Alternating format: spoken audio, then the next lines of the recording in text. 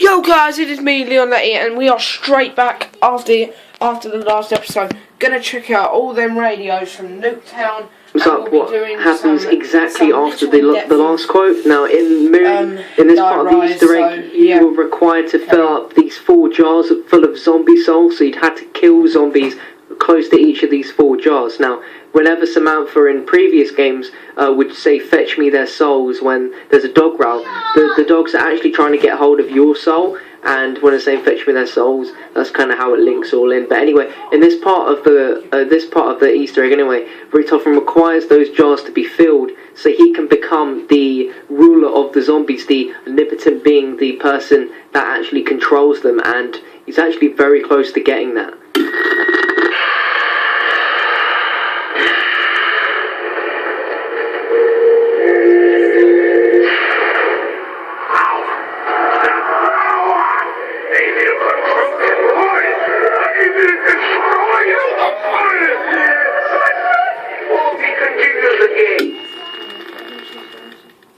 This quote literally continues right on from the last. Richtofen has become the almighty, omnipotent being. He is now the controller of the zombies. He switches souls with Samantha, so Samantha is in Richtofen's body, and Richtofen is in Samantha's body in ether, controlling the zombies, and he's overwhelmed with the power. It's literally eating him, you know, because he's literally almost screaming, explaining the power, then he's going on to explain that he can control us all. He will destroy us all, but not before we continue the game, which is leading on to Black Ops 2, because during the Easter egg, from that point onwards, Richtofen never speaks about the storyline. It's all Maxis driven from there, where he tries to stop Richtofen's plans by blowing up the Earth with a series of rockets containing Element 115. And Maxis isn't too sure of those coordinates, and we now know from Black Ops 2, if you watch my previous video, that the coordinates weren't correct, and it was what occurred cannot be undone, and he didn't expect or want that to happen, and he has a plan B, which I don't think he's really kicked into effect. But anyway, now we're going to go into a little bit into Martin, because Martin's important with this map as well, surprisingly. So Martin is the crazy scientist who we believe is either a professor, Right guys, I'm just going to put on right now the history of Martin Johnson from jfkgamer, just so you know. I think the next video is most likely going to go into Diarise, because literally guys, I don't think I'll have enough time to do that. Gamer, a history. There he is. Right, you will get the history from this guy.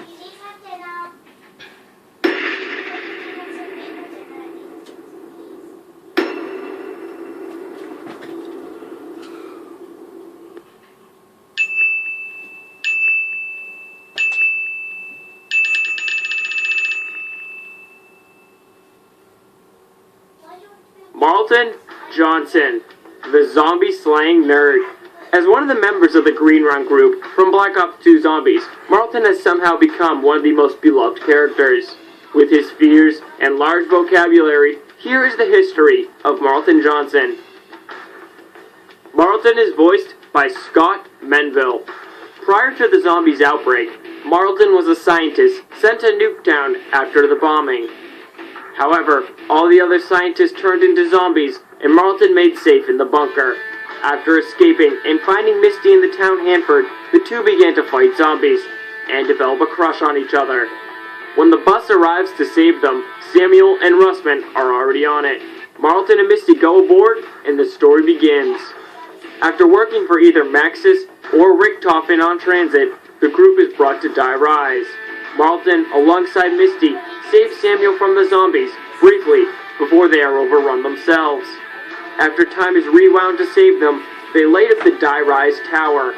Continuing on foot to Barry, Martin, Misty, and Samuel start to witness Russman having problems with his Alzheimer's. However, they make it to the Rift. If Martin and co. side with Maxis during the buried Easter egg, the world will be destroyed and the group will die alongside it. If they side with Richtofen, Samuel will sometimes become occupied by Richtofen, and the survivors will live. When they travel to Round Infinity, it is not them dying, rather seeing how they could die, but time traveling to save themselves. Out of all the new 4 characters, Marlton is the most stereotypical, with his risk calculator showing the number 190,438, glasses, and a pocket protector. He is the epitome of a nerd. Marlton's nerd qualities have him use a larger vocabulary than some of the characters and even players can understand. Unstoppable! You see, based on Newton's first law of motion... I can see I've lost you already. His mental superiority comes at a cost, for he is the most hated in the group. He is also very self-conscious.